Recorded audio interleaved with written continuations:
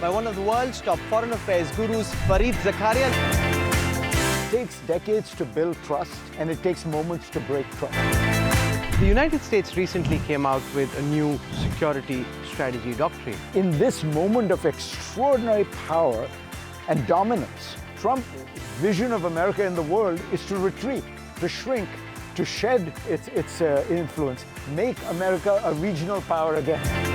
What does, say, 11 years of Modi compare with in a global context? He's going strong. Part of it is a weak opposition. Part of it is he's very disciplined. He's reshaped the nature of the kind of master narrative of Indian history. Hello and a very warm welcome to Walk the Talk. I'm Rahul Kanwal and we are currently in Goa at the sidelines of the Sangam conference, which really looks to build on the India-US corridor. And relations between Delhi and DC have seen more tumult over the past few months than they have over the last several years. Where are we at between India and Washington? Are the trade tensions just temporary turbulence, or are they suggesting a fundamental reset in ties between our two countries? To talk about this, I'm joined by one of the world's top foreign affairs gurus, Fareed Zakaria, looking super sharp in the shades, walking around the beaches of Goa. Fareed, welcome. Welcome. Always a pleasure to talk to you, Rahul. It's terrific to have you here. You've had a couple of very insightful days at the Sangam conference trying to build out the India-US corridor. For the last 2.5 decades, it was assumed that ties between Delhi and DC would keep getting better. The past few months have shown that that assumption may not necessarily be true. Are we seeing just some temporary turbulence, or could we potentially be staring at a more fundamental recast? I hope it's temporary turbulence because let's put it in perspective. For the last 25 years, the United States has made a strategic decision that it wants to have a much closer relationship with India. And that has been a relationship built on the idea of shared values, shared interests, in many ways, the reality of a diaspora, an Indian diaspora that has made America more aware of India, technological cooperation, all kinds of areas where the two countries are kind of natural allies. We are now going through, let's just depersonalize it for a moment, we're going through a period of turbulence around trade. Donald Trump is a very passionate protectionist. He believes in mercantilism, in squeezing countries for better deals, and India itself has a history of protectionism. So this is a hard negotiation anyway. You add to it Donald Trump's mercurial, volatile, irreverent personality, and it makes it much worse. So no question, this is a bad moment for US-India government-to-government relations. But I think if you think of that broader context, we're in much better shape. And as you say, the point of, the reason I started this Sangam conference with the help of a few others, Eric Schmidt and Hemant Taneja in the US, Nandan Nilekani and others in India, is to help build the underpinnings of this relationship, So the idea is to strengthen the corridor between India's great tech entrepreneurs and America's technologists, India's great businessmen and American businesses, India's scientific establishment, America's science establishment, because in all those areas, I think fundamentally there's a huge convergence of interests and values, and we could build it out without worrying about what the particular government-to-government momentary spat is or isn't. Nandan Nilekani said in his concluding remarks that Sangam almost feels like a track 2 between India and Washington, and that struck me as being very ironical because the kind of countries we've needed a track 2 with before this are typically India and Pakistan, potentially Delhi and Beijing. We've never really needed a track 2 with the United States. Now, trade seems to have become front and center of the relationship. So while others continue, say deep tech, defense, technology, etc., we don't seem to be able to cross the line on the trade deal. How far are we at this moment from your lens? There's so much noise. What's the signal you're picking up? The signal I'm picking up, and now we're all just reading tea leaves, is that there is a deal to be had. At the end of the day, we know what the areas of difficulty are, which largely are around Indian agriculture. But the way I think of it, Donald Trump is transactional. If Prime Minister Modi were to say to him, look, you're a politician, I'm a politician, I can't make these concessions on agriculture. I have elections to face. But in return, here are the things I can do. And then, you know the things Trump cares about. Investment in America, buy some American products, maybe defense products, whatever it is. I think there's a deal to be had. And remember, the most important thing with Donald Trump, it is the announcement of the deal is all he cares about. Mm-hmm. You can announce that you're going to invest $200 billion in the United States. He's not going to check 6 months later how much have you invested. If you look at his history with all these kind of deals, he wants the announcement of the deal. He is not that concerned about the nitty-gritty of following it up. No, when the US Assistant Trade Representative was in Delhi, he said, India has made very significant concessions and we have a good deal on the table. Then the Indian Commerce Minister stepped out and said, then why don't we just sign the deal? So according to you, and you were reading tea leaves, you said, what is your reading of the tea leaves telling you? Why aren't we being able to sign this deal? Is it about two principles, getting into a room and actually getting the deal done? I think in both systems right now, you have a system where the final decision maker is all powerful and everything waits on a final okay from that person. I can't tell you but I could bet you that the issue is that you need a final okay from Modi and a final okay from Trump. So what really needs to happen is they need to have a conversation. I think the challenge is, my guess is that in the Prime Minister's office, there's great concern. If you have a conversation with Donald Trump, he's kind of an uncontrollable figure, and he may ask for things, he may say things, and where does that place Prime Minister Modi? So they're going to, I think ultimately the issue is the relationship between these two, and can they land the plane? No, but look at what happened in the last supposed conversation. We never know what happens, but Donald Trump says, hey, I stopped the war between India and Pakistan, and Delhi keeps insisting publicly and privately, no, you did not.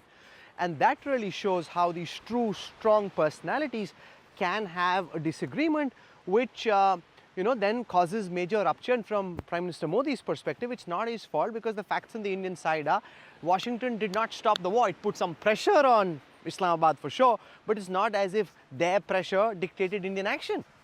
I think that this is again a case where, look, let's be honest. The fundamental reality is India needs the American market more than America needs the Indian market. India needs the deal more than America needs the deal. So, but not at the cost of its respect. Understood. But India is going to have to be creative about addressing this concern that the American president has. I think it is a completely unwise policy that Trump is pursuing. It's this crazy quest to claim that he's stopped all the wars in the world and therefore deserves the Nobel Prize. But, he's the president of the United States. So, you tell me if I'm wrong. As I recall, in previous episodes like this, Prime Minister Vajpayee, for example, would often say things like, we are very thankful that the United States has assisted in bringing this to a close, or in lowering tensions, or in prevailing on Pakistan, or whatever language was used. Modi. Right, Vajpayee is not Modi, which gets me to my point. We have strong personalities on both sides of this relationship, and the reality is, Trump is a complicated guy in many ways, but he does understand leverage, and he knows that India needs this more than he does. Now, he may miscalculate and not realizing the point you made, that India is very proud, very nationalistic, and will take economic pain rather than do certain things. But surely there's a creative way to say to Trump, yes, you were very helpful in achieving a ceasefire, without saying you actually brokered the ceasefire. This is what diplomacy is about. These formulations that allow both sides in some way or the other to feel satisfied. Fareed, I asked this question to Dr. Jaishankar at the Hindustan Times Leadership Summit, and he said that India simply cannot do the kind of things that Pakistan did, buy cryptocurrency, nominate Trump for the Nobel Prize. So it's a very unequal situation where Pakistan's, it's a basket case country. They can say whatever they want to please Trump. In India, Modi's got democracy, all his voters, he's careful of his own image. He can't say the kind of stuff that Pakistan is. I agree, and I think it's to India's credit that it's not a country like that, where you can't have these kind of wheeling dealing, these deals. And so what India has to play for is that it is a serious country with a serious foreign policy, with serious negotiators, but who are also skilled at arriving at making a deal, not through, kind of obsequious flattery and, kind of various forms of payments and this, that, and the other, but rather through the strength of the position, a creative way to come out to bridge a difference. Look, Trump does make deals, if you look at with China, if you look at even with the European Union, and in all of those cases, he respects a certain strength and steadiness. So India is smaller economically, but I think if it comes across as strong, steady, competent, intelligent, I think there's a path forward. We've spoken about the India-US relation. Let's spend a moment talking about the US and China relationship. For a long time, it was said that the one thing that's holding China back in the AI race is because they don't have access to the most advanced NVIDIA chips. Now Trump's handing over those chips to Beijing on a platter. Is that just economic, technical, technological harakiri? I think it's a mistake. I wouldn't describe it as strongly as that.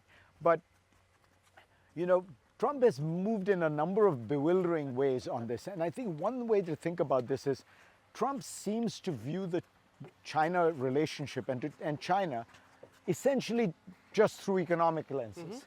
He just looks at China and says, if I can make a deal, they're a big economy, I'm a big economy, we can prosper, and there's no problem. And he's a little worried about critical minerals and things like that, where the US needs to be able to supply them. But he doesn't seem as focused on the fact that, China is going to quadruple or quintuple its nuclear arsenal in the next 10 or 15 years.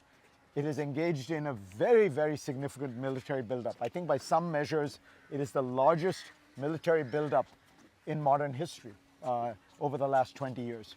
So China has for a long time been geostrategically rising and searching for influence. It's searching for bases. But Washington cannot look at China just from an economic lens. This is my point. So the puzzling part here is, the issue is, do you want to help China not just accelerate its AI development, but use these chips in the Chinese military, in military and defense technologies, which they clearly will do. And so there's a potential that American technology will be used against it in a clash over Taiwan. So I am a proponent of not having too many barriers to trade, even in the name of national security. But you can't think of your enemies as your friends. Right, these core technologies which have military applications, it seem to me you have to withhold them, because otherwise you are empowering the military of an adversarial power. The United States recently came out with a new security strategy doctrine. And the broad sense to commentators seems to be that is the US now moving away from wanting to be a global superpower, the super cop of the world, to essentially repositioning itself as a power for the region, for the Americas, rather than thinking of the whole world? And how much of a mistake do you see that as being? Yeah, you put it exactly right. To me, the puzzling piece about this, Rahul, is the US is dominant in the world, right? If you look at where the US is vis-a-vis Europe, 25 years ago, roughly speaking, Eurozone, Europe, and the US economies were the same size. Germany and US roughly the same per capita GDP. US is now double the Eurozone economy. It's 50% higher wages than European countries. Europe is poor in comparison to the US now. US technology dominates the world. US tech companies have market caps that are larger than the entire stock exchange of Germany. And yet, in this moment of extraordinary power and dominance, Trump's vision of America in the world is to retreat, to shrink, to shed its influence. I've been thinking about this, that the title of the national security strategy document that Trump has put out could be "Make America a Regional Power Again." Mm-hmm. For 80 years, it's been a global power. We want to be a regional power. And in what region? Latin America, which is economically of almost no consequence to the United States. You have a bunch of small economies. The United States does not have that much. In fact, China is a bigger trading partner with almost all of them. Geopolitically, of very little consequence, but Trump is obsessed with it. Look at what he's doing in Venezuela. So it's a profoundly mistaken view of America's role in the world, where it's as if the only thing that the most powerful country in the history of the world should be worried about is migrants and drug boats, which are concerns, but I mean, the US can handle a lot of things at the same time. He also seems to like these strongman leaders, these authoritarian leaders like Xi Jinping, Vladimir Putin, rather than the democracies of, say, Europe and other places in the world, which is where there should be a natural affinity. What do you make of that personality trait, that he sees Europe and he sees problems rather than seeing allies, which is what European countries actually are for the US? Well, you put it exactly right. Democratic leaders are always, in a sense, weaker and more compromised and more constrained than a dictatorship. And this is true even of Prime Minister Modi. He has to, he can't make certain concessions, as we were discussing, because agriculture is a big constituency in India. But to me, the biggest strategic error here is if India wants to compete in the world against its one great economic competitor, China, right? If it wants to make sure that it is not dependent on China for critical supplies, for precursor chemicals to pharmaceuticals, solar panels, whatever it is, there is only one country that has the scale to match China, and that's India. And look, in one area which was started under the Biden administration but continued under Trump, India has shown that. Washington's great worry was that it was overly dependent on China for smartphone production. Tapped India 4 years ago. In 4 years, India has become the leading exporter of smartphones in the United States. 44% of all smartphones that come to America are made in India. That's up from but the tariffs create uncertainty. There are no tariffs expansion. on any of this. There are so many exemptions to all these tariffs. But they create the specter of uncertainty. It does. Look, what I'm trying to get at is India has the scale to match China, and so you should be leaning in on that. And if you want to, on a broader economic strategy, if you want to counter, China's economic heft, you can only do it with Europe, with India, with Japan, with Australia. US by itself, no matter how strong it is, cannot match China because China is 4 times the population. And it has asserted dominance in certain parts of the manufacturing space that the US is not going to get back into. The US can't manufacture precursor chemicals for pharmaceuticals, but India can. The US can't do certain kinds of manufacturing, but South Korea and Japan can. So the great advantage the US has is it has these treaties, these allies, who are the richest, most powerful countries in the world. What does China have? It has one formal treaty alliance, North Korea. Okay, let's add Russia. That's it. And so rather than building on the strength of these alliances, what Trump is doing is sort of fighting with the allies, fighting with Europe, fighting with India, rather than using them as an ecosystem that can compete with the Chinese ecosystem. One of the things that American commentators like Ken Juster or Jake Sullivan have been saying is that India needs to invest more in buying armaments from the United States. I was at a meeting with some of the most important voices in India's defense sector, serving officers as well, and they said, what's happened over the past few months creates immense distrust. Which serving officer will sign off on an acquisition of a highly sensitive, high-tech kind of purchase without having the fear lurking at the back of his head that when you need this weapon to fire, I wonder if the US will allow for that to happen. And it's a particular problem in modern weapon systems, because in the old days, when you get a fighter jet, you got the jet. You could service it, you could run it, it's now yours. Today, all sophisticated machinery are essentially a meld of hardware and software. Sure. So if, let's say, India wants to get into a military intervention with somebody, and the US disapproves of it, could the US deny them software upgrades? Could they in some way... Or will the chips work at the right time? Right, exactly. And so, and I think so that fear is entirely legitimate. And it's one more way in which this policy of Trump's is self-defeating. Because, if you think of it, the fundamental issue we're talking about is it takes decades to build trust and it takes moments to break trust.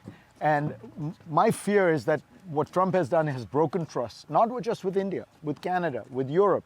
And, it's going to be a different world partly because of that, because you can never quite get back the trust that you've lost. You can do some things, but you'll never be back to where you were. What did you make of Russian President Vladimir Putin's visit to Delhi? I was at the Rashtrapati Bhavan for the state dinner, and often leaders come and nobody's really excited, but everyone there was really charged up because they knew they were in the presence of a person from history. He seems to have quite a lot of appeal in India. Look, he's a strong man. He's built a kind of mythology around him. I've met him. I've interviewed him. He's a very intelligent guy. He's passionately anti-Western. But I think that the energy in the room that you're describing was a gift from Trump, because this was at a moment where the US had turned its back on India. And so it was nice for India to be able to show that it had friends, that it had countries that respected it. So it's a gift from Donald Trump. One of the arguments you've been making, Fareed, is that India should not look at high-tech weapon purchases from the United States. But take, for example, the fifth generation fighter aircraft. The US has offered, say, an F-35. It's at least on the table as part of a negotiation. But the Russians are offering co-production, technology transfer, which, given where India is at on the tech curve to produce a fighter aircraft, might not then seem like a bad idea. So is Donald Trump really pushing India to making potentially suboptimal choices, but choices which are justified given the security situation? Well, look, I think, if you can't trust the Americans, you certainly can trust the Russians less in regard to these things. But the point Why? Because Russian equipment has always stood by India, and Russia has stood by India when push comes to shove. Yeah, but the truth is, with Russia, for example, you have no idea what's happening. This is ruled by one man. There is no system. There is no Politburo. Russia could be a very chaotic place. Secondly, it's significantly worse technology. But the broader point that I was making to you, Rahul, is India needs to think about a revolution in military affairs that is taking place because of technology. Sure. What I've been to Ukraine many times, and what I've been struck by when you go out, particularly closer to where the battlefield is, what you see is it's all drone-on-drone warfare. It's all automated. It's all unmanned. Increasingly, artificial intelligence is infused into it. And I'll give you one example. The United States gave Ukraine about 50, I can't remember the exact number, about 50 Abrams tanks. These are the best tanks in the world. Every single one of those tanks was rendered inoperable, was essentially shot by a Russian drone that costs less than $10,000 to make. Sure. So these are multi-million-dollar tanks destroyed by thousands of dollars worth of drones. Same thing happened to the Russian Air Force by the Ukrainian drones. So should India be thinking about skipping a generation and investing much more heavily in the defense technology of what I'm confident will be the future, which is unmanned aircraft, unmanned drones, unmanned vehicles, And so before you make a huge purchase on either side, I would think that India should really think about the technological landscape that it faces, what are the likely uses of military force. And I'm not saying I'm sure that would be the most useful way, but I look at these tanks and these huge expensive jets and aircraft carriers, and I feel like this is a world that is going by. These are all sitting ducks for very cheap automated weaponry that increasingly will have artificial intelligence, which means that, with the tanks, what they do is they go down to the point of vulnerability. A tank has 2 points of vulnerability, the hatch and then underneath. And they go and precisely detonate at that point. Maybe that's the future. I want to talk to you about the Russia-Ukraine war. It seems President Zelensky has, ceded some space, maybe he's been forced to, and agreed to some of the conditions which should have potentially led to a ceasefire. Right now, Putin doesn't seem interested. How do you see this play out in the coming months? So Trump had a strategy to end the war in Ukraine. I think it's fair to say that he had a real strategy. It's not one I agree with, but it's basically force the Ukrainians to make all the concessions, threaten them with abandonment if they don't make the concessions, present these concessions to Putin, and Putin will then agree, the war will be ended, Trump will get the Nobel Peace Prize. As we all know, he's obsessed with that. Now, the problem was, he did that. He got Zelensky to make the concessions. He presented that deal to Putin in Alaska, and Putin said no. And Putin said no because, like any good negotiator, he realized he was on a roll.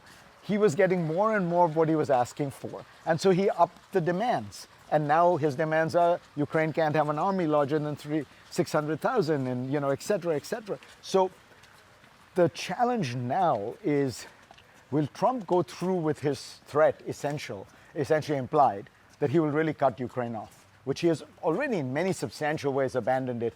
Intel cooperation is lower, weapons supply is much lower, down to a trickle really. And if he does that, the Ukrainians are in very serious trouble. Or will he understand that, look, the place you need to put the pressure is Russia. That's the party that is not agreeing to the deal. That's where you need to focus your attention. Fareed, we're at the end of 2025. A new year is on the horizon. For those who are watching and they're always wanting to know what you think of geopolitics and geostrategy, what are the key trends you'd want them to look out for in 2026?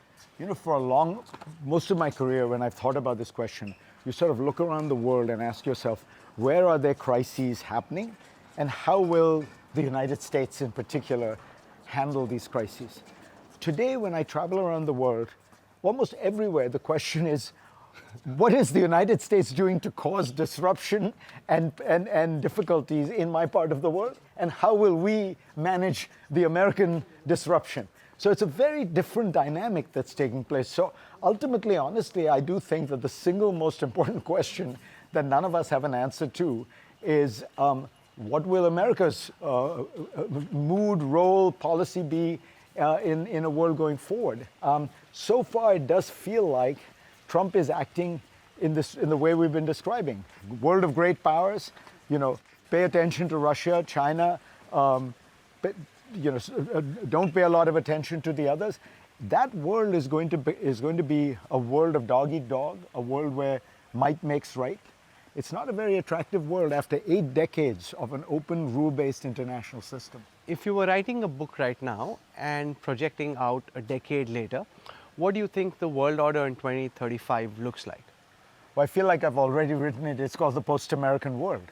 Because I think what has happened is the United States, and this is what I predicted in the book, that the United States, the problem is going to be not that China is so strong or that Russia is so strong, but that the United States will lose the desire and the internal capacity to play the kind of central organizing role it's played in the world. And so the question is, what comes after that? Will there be a kind of free-for-all? Will other countries freelance? Or, what's interesting is, if you want to look at the hopeful side, on the trade side, the US has gone from being the world's leading free trade power to the world's leading protectionist power in 6 months. The rest of the world didn't go along with that. In Europe in particular, did not retaliate with tariffs, and so we don't have a global trade war. That's the big difference between today and the 1930s. And so maybe there is a realization around the world that, look, the whole world has benefited from an open international system with rules and the convention that you don't just invade your neighboring country and acquire territories. And so maybe what we'll see is a kind of coalition of countries that want to maintain this order, even if the United States is less interested. And by the way, I would very much hope India would be a leading part of that coalition. And finally, what does a post-Trump United States look like? Now, does it kind of revert back to the mean, or has Trump taken it in a direction from where the US doesn't come back? Because we don't know potentially what a J.D. Vance presidency hypothetically could look like. Could it be more of the same or worse, or does it revert back to the mean? So remember, Trump is very unpopular in the United States right now. He is essentially the lowest approval ratings of any president in American history. But he has his base, which is very substantial and very committed to him no matter what he does. Like I've never seen anything like that. The level of commitment of his base, that is his strength. That's why he never, he tries very hard to keep that base happy because they are with him through thick and thin. So that means the nature of American debate has changed. And after 8 decades of a certain kind of broad strategic continuity, you have a debate in the United States about how to engage with the world. Now, I think that means we're in for a period of volatility and back and forth. So when, not just Democrats get back into power, but maybe a moderate Republican gets back into power, that policy will probably be much more in continuity with America's long-standing global role. But if a MAGA person like J.D. Vance gets in, I think all bets are off. Fareed, we've been speaking of geopolitics. I want to spend a moment on Desi politics because typically when you look at the rest of the world, 11, 12 years of being in power leads to anti-incumbency catching up, a certain fatigue in government. In the Bihar elections we saw recently, the BJP and the JDU win much bigger than they have over the past 20 years. Why do you think anti-incumbency is not catching up? What do you make of it? And the fact that the opposition in India simply can't seem to get its act in order? I think there are a variety of things. First, remember, India is growing at roughly 6.5%. It's the fastest growing large economy in the world. In that circumstance, broadly speaking, there is a degree of contentment. There isn't that much pain, discontent, feeling I need to throw the bums out. I think that's one piece of it. Secondly, the BJP is a well-organized party that works very hard at elections. I think there's no question that it does that. I do think there are some issues with how free and fair the vote is, but I don't think that changes the reality that the BJP is a very well-oiled machine with regard to all of this stuff. And I think finally,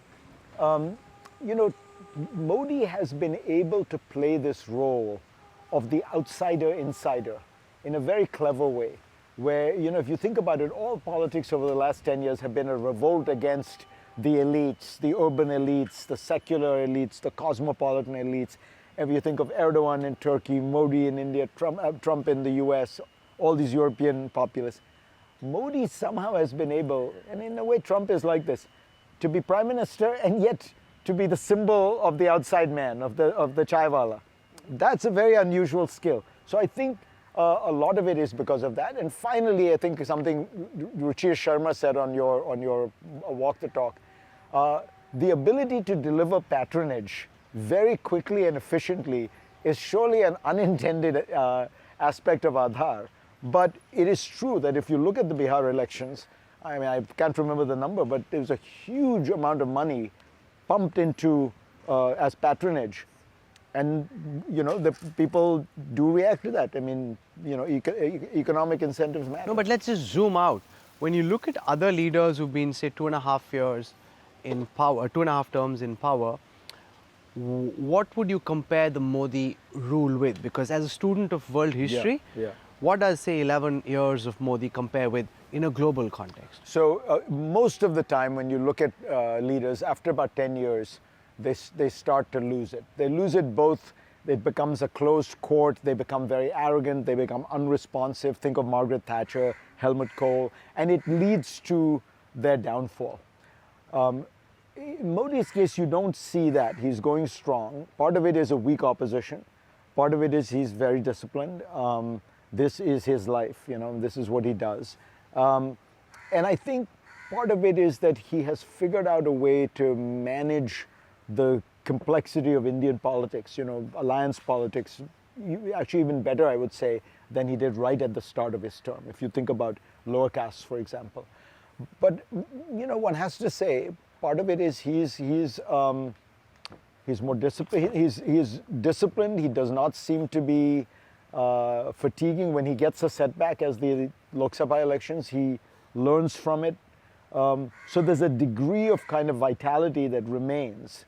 But I suspect that the issue is a weak opposition. Look, with all this, as you know, the BJP gets, 35-36% of the vote. The Congress gets 25% of the vote. You could imagine if you could find a charismatic leader or a coalition. The Congress is down to 19-20, but sure, the allies together. Yeah, I'm thinking of the alliance. UPA, yeah, if you look at the UPA, which is a pretty tight alliance, I think they would stay together. Maybe it would. You could imagine it changing, but I do think, it's why I've said that Modi is probably the most consequential prime minister since Nehru. Certainly, there are only 3 consequential prime ministers, I think, in Indian history: Nehru, Indira Gandhi, and Modi, who have had kind of seismic effect. And he's reshaped politics. He's reshaped the nature of the kind of master narrative of Indian history, which was a Nehruvian narrative, and he's changed that. Maybe that gives him an extra, a dose. Modi's big hope is to fundamentally recast Indian politics from a Nehruvian mold to a new BJP, Modi, centre-right kind of mold. It's impossible to say for sure, but if you zoom out and project into the future, do you think he would have been able to do that? I think look, I wonder about this, because the India I grew up in was much more,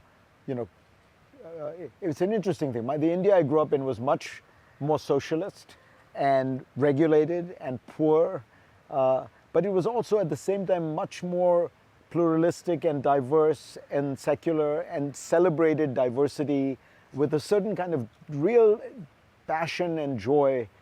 And now what you see is an India that is much richer, much better economic management, booming economically, but where some of those other metrics have decayed, whether it's freedom of the press, whether it's independence of the judiciary, whether it's a secular outlook. My own sense has always been that India is inherently a very diverse, pluralistic country. There's so many differences. It's a civilization that is, pretending in a sense to be one single country, because it has so many linguistic, regional, religious, ethnic, caste differences. And I also think that my understanding of Hinduism is that it is a very tolerant religion. It is the most tolerant religion I can think of. I mean, there's no other religion I can think of where you can be a vegetarian and say that is a core part of my belief, and be a non-vegetarian and believe the same thing. You can believe in one God, you can believe in 100. You can, the ability to coexist and live and let live it seems to me, at the essence of Hinduism. So my own feeling is, at the end of the day, that celebration of diversity and pluralism will resurface. Politics goes in waves, and I think that we are clearly in the wave you're describing, one defined by a certain kind of Hindu nationalism. But I'm not convinced that that's forever. One thing I've learned the older I get, nothing is forever. Things change. And that's why we need to keep walking the talk. Thank you very much, Fareed Zakaria, for this masterclass in geopolitics. It's been an absolutely fascinating weekend. Wish you all the very best. Have a safe trip back. Thank you, Rahul. Thank you.